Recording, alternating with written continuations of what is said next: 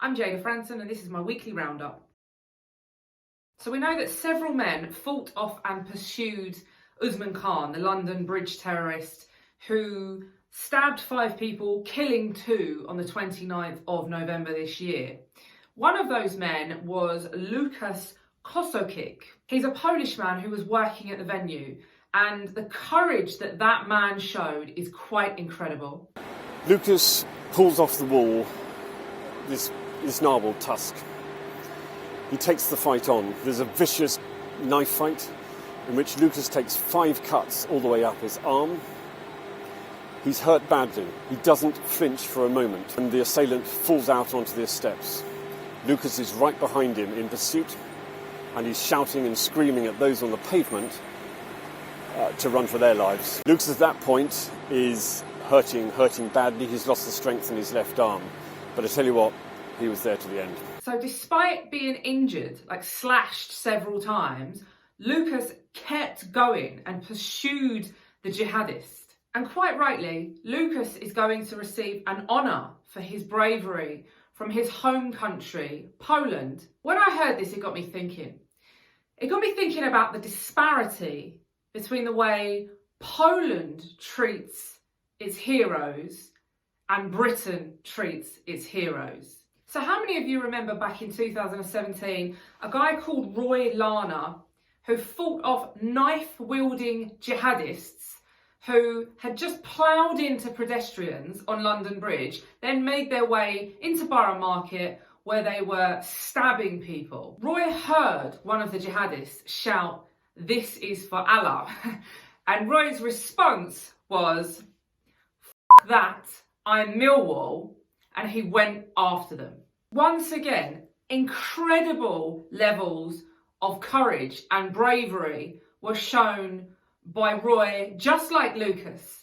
And as you can imagine, the public hailed him a hero. He was being called the Lion of London Bridge. But what did the British state call him? A hero?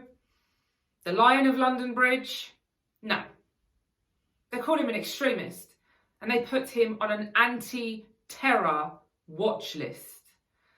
Yes, Roy was placed on Prevent, an anti-terror watch list for the likes of Islamic terrorists, for example, just like the guys Roy fought off, sustaining injuries to his hands, arms, neck, ears, head, requiring 80 stitches. Yes, those people. Roy was placed on the very same list. And although these things don't tend to shock me as much these days, because I myself have been hounded and persecuted and wrongly labelled by the state, I just think it's such a remarkable contrast between the way the British establishment treats people who are heroic, people who show bravery. Even the media went out of their way to condemn this man, a smear campaign against Roy. And then by contrast, you have Poland, which is really one of the last patriotic, nationalist countries left in Europe, apart from, say, Hungary, but one of the last strongholds. And here they are, quite rightly, honouring one of their heroes, celebrating the fact that it was one of their citizens in the UK that fought off a terrorist. I have lots of Polish friends, and it's no secret that I love the country, love the people, but above all, I just have so much respect for the fact that they are unashamedly patriotic. And there is nothing to be ashamed of. When you do something in the name of your country and your people, you should be honoured for it, not slandered. A non-profit group called the Bronx Freedom Fund have bailed out a child molester only for him to then strike again. The Bronx Freedom Fund posted a $2,000 bail for Luis Olivo after he was arrested in a Woodhaven laundromat where surveillance footage showed him sitting in front of a table covered in sweets, or candy, as you'd say in the States, talking to a 3-year-old boy and passing this 3-year-old boy a balloon. That was before he grabbed the child's head and forced it into his crotch. I can't even imagine how distraught that child and the child's mother must have been at that moment. But the Bronx Freedom Fund didn't really see a problem with Olivia having just abused a 3-year-old boy. So they posted his bail, and guess what he did? He abused another child, this time an 8-year-old little girl, groping this 8-year-old little girl under her skirt, repeatedly trying to kiss her and forcing her little hand onto his crotch. Seriously, these are the kind of people that the Bronx Freedom Fund want to put back onto the streets. These people don't need bail. They need to be hanging from the end of a rope. And before the Bronx Freedom Fund cite their website, which states people are innocent until proven guilty, in 2012, Olivia was jailed once again for assaulting an 8-year-old girl and placing her hand onto his private parts. I just said it and I'll say it again. This man didn't deserve bail. He deserved to hang. The Bronx Freedom Fund director, Elena Wiseman, said that Olivia needed support, not incarceration. In a 2017 interview, Wiseman bragged that the group had already raised $30 million. My message to any previous donors or anyone considering donating to the Bronx Freedom Fund: don't. If you do, you yourself can take a portion of responsibility for placing these monsters back on the street. You yourself can look in the mirror knowing that you helped the likes of Olivia go back onto the streets and ruin the life of another child. Anyone who donates to this group has blood on their hands. Nish Kumar's plans to politicise a charity event didn't quite go to plan this week. How is this room of people? How have I managed to turn this room of people? What? Listen, if you're gonna heckle, can you make it discernible, please? What? Don't do politics. Okay. At Lord Taverner's annual charity cricket lunch, the BBC host and alleged comedian was booed off stage and had a bread roll thrown at him. Kumar received this hostile response when he took the opportunity to badmouth Boris Johnson, then go on an anti-Brexit rant and demand a second referendum at a charity event where audience members had paid between £149 and £270 to go along and support a good cause. If anything, what I would say is, how about you all donate some more so that they can get a budget to pay some right-wing comedians? The audience booed, jeered and heckled Kumar after he implied that they were all thick for not sharing his views. I think it's to my credit I've managed to make 10 minutes here. Also, you are the only audience in my entire 13-year history of performing that have actually thrown something at me. This is really the first, it is dangerous to perform for a room full of people largely descended from people who colonised my ancestors. Like that was always the risk.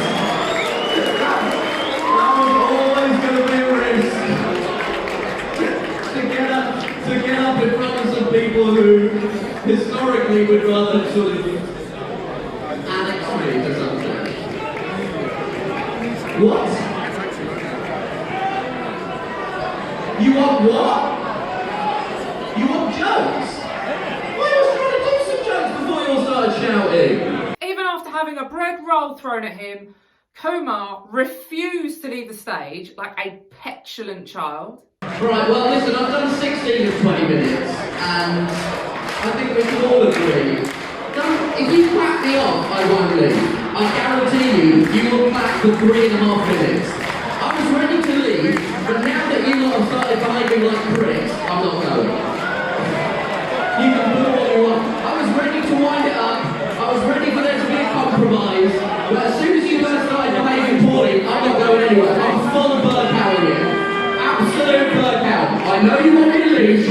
going to do it. Absolutely not. Absolutely not. Just need to say to you, my friend. Yeah. Well, that backfired, didn't it? Here's a little tip to all comedians and, in fact, all performers.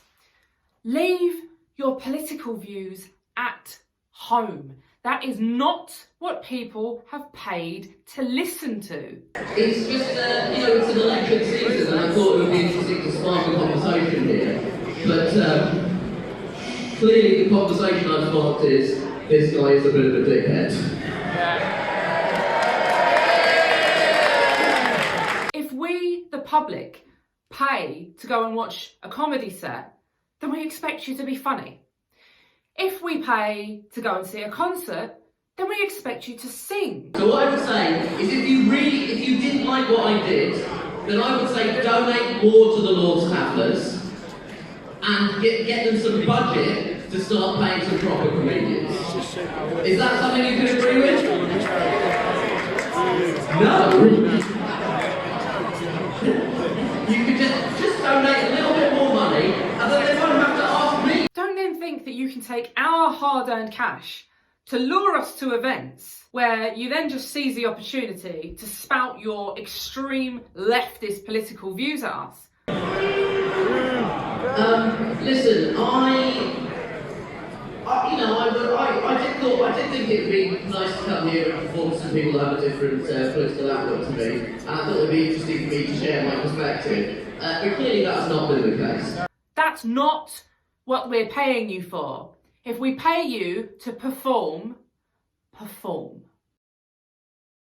This week, the Ministry of Justice released figures relating to terrorists that have been freed from prison here in the UK. Since 9/11, the terrorist attack that devastated the US and the rest of the world, there have been no fewer than 3,769 people arrested for terror-related activity here in Britain. Since 9/11, the United Kingdom has endured terrorist attack after terrorist attack.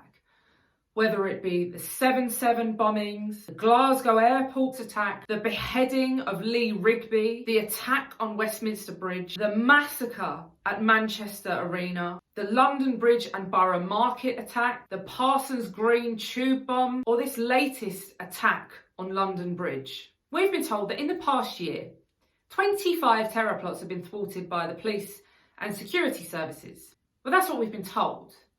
Now, how many more do you think there were? Do you honestly believe that we are being given the absolute figures? Or do you think there were considerably more? Who knows? What we do know is that overall, 353 convicted terrorists and suspects have been released from prison between June 2012 and June 2019. Usman Khan was one of the terrorists to be freed. Also this week, ISIS have issued a threat against London. They've published an image of a jihadist pointing a rocket launcher at Big Ben. I don't know how many more terror attacks need to take place here on UK soil before things change. So I've launched a campaign putting pressure on the British government to ensure that these terrorists are jailed for life. For me, this issue is so simple. Releasing terrorists back onto the street after 4 years, 8 years, 12 years, 30 years, it just doesn't make sense. If they commit an act of terrorism or they plan to commit an act of terrorism against our people, they should be placed in prison and they should never be allowed out. If you agree with me, go on to jadafranson.online. Scroll down the homepage until you get to the petition. And the next step, simple. Just sign and share. Once we all pull together on this issue and gather enough signatures, this petition will be going to Parliament. And it will be demanding that the British government legislate that anyone who commits or seeks to commit an act of terrorism against our people will never be released from prison.